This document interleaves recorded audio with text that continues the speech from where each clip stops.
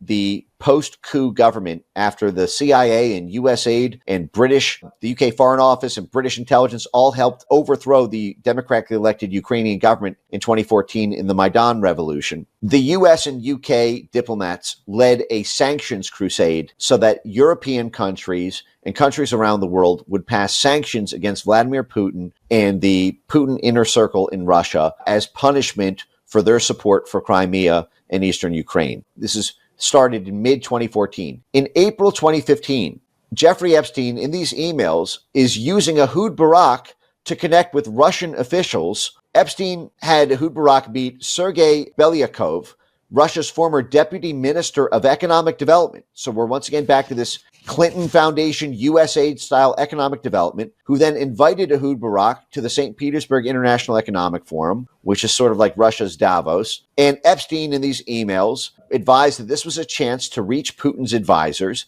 And he explicitly asked Ehud Barak to tell Putin's inner circle that, quote, Jeffrey could advise on markets and the financial system, emphasizing he was not, quote, not political, and that Epstein was pitching himself as an economic guru to Moscow's inner circle and offering advice on how to evade U.S. sanctions against Russia. So at the time, the U.S. Where'd you get that information? Sorry, where'd you get that information from? This is in these April 15 email series, and I can post all these. How is that? That is crazy. So this is an American citizen. I don't know what relationship he has to do with all these different intelligence services, including potentially the U.S., is now offering Russia the ability to evade U.S. sanctions?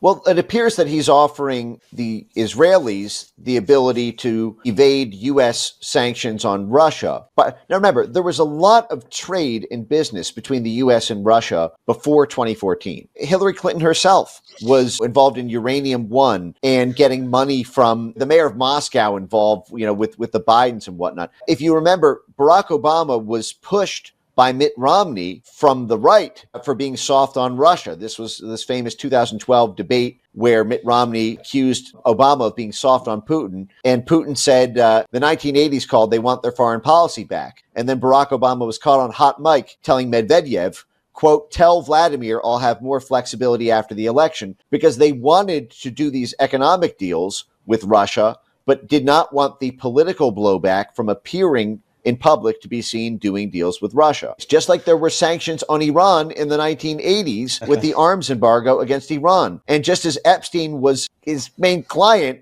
was the guy evading those sanctions on Iran, it appears he was doing the same thing with respect to sanctions on Russia after Crimea in 2015, 2016.